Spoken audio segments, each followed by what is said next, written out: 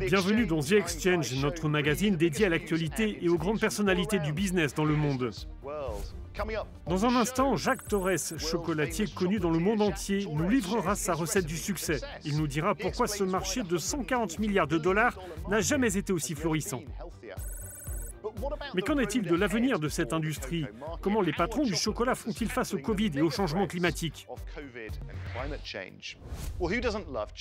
Qui n'aime pas le chocolat? Ceux d'entre nous qui ont du mal à lui résister contribuent à une consommation mondiale de plus de 7 millions de tonnes par an, ce qui permet à cette industrie de peser près de 140 milliards de dollars.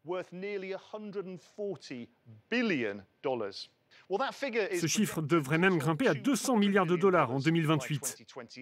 5 millions de tonnes de cacao sont produits chaque année, 70% provenant de l'Afrique de l'Ouest, plus précisément de Côte d'Ivoire et du Ghana. Alors que les défenseurs des droits de l'homme font pression sur les grandes entreprises en matière de commerce équitable, les consommateurs sont de plus en plus nombreux à choisir du chocolat issu d'une production éthique. Et qui est mieux placé pour parler de chocolat que Monsieur Chocolat lui-même, Jacques Torres? Chef pâtissier et chocolatier primé, il fait partie du jury de l'émission dédiée à la pâtisserie sur Netflix, Nailed It. Jacques, bienvenue dans The Exchange. Vous êtes avec nous depuis New York. Les turbulences économiques provoquées par la pandémie de Covid-19 ont mis à l'épreuve l'industrie du chocolat, n'est-ce pas? Comment les producteurs de chocolat se sont-ils adaptés à ces perturbations?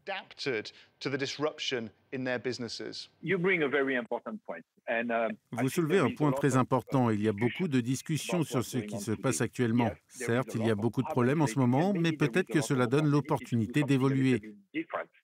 L'une des choses les plus importantes, c'est d'écouter vos consommateurs, votre clientèle. Donc, si on fait cela, je pense que l'avenir ne sera pas mauvais. Nous allons avoir davantage de défis à relever.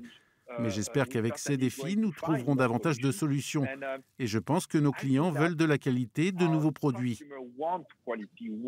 Ils veulent explorer avec nous. Que pouvons-nous faire d'autre que ce que nous faisons aujourd'hui? Et c'est ça l'important. L'industrie du cacao montre des signes de rebond après la pandémie, ce qui est très positif. Mais Jacques, vous êtes aussi préoccupé par les effets de la crise climatique sur votre secteur.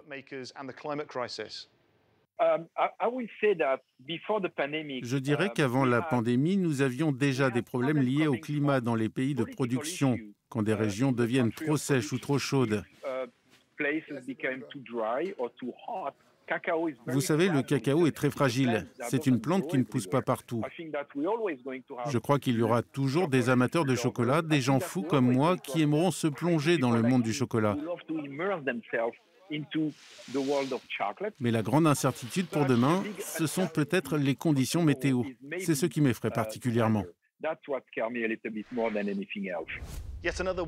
Cet énième effet du changement climatique pourrait aussi finir par entamer les bénéfices de cette industrie. En France, le chocolatier Valrhona a de son côté adopté une approche durable, de la fève aux produits finis. Nina Borowski est allée dans le sud de la France pour en savoir plus. Eh bien, Guy, manger du chocolat de qualité n'est pas toujours un plaisir coupable. Je suis à la Cité du Chocolat où l'entreprise Valrhona a développé des produits généreux à tous les points de vue.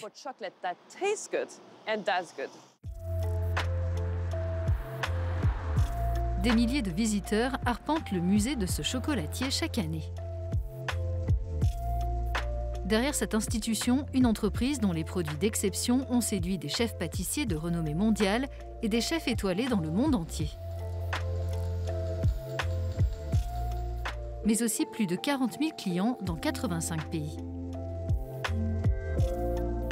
En développant des relations durables avec des cultivateurs locaux et en appliquant des méthodes comme l'agroforesterie, qui consiste à planter des arbres autour des cultures de cacao pour lutter contre la déforestation, le chocolatier préserve aussi la qualité des fèves de cacao. Une stratégie gagnant-gagnant qui, selon l'entreprise, porte ses fruits. La Cité du Chocolat n'est pas uniquement un paradis pour ses amateurs, elle correspond aussi à l'ambition de cette entreprise d'inciter les visiteurs à devenir des consommateurs plus responsables.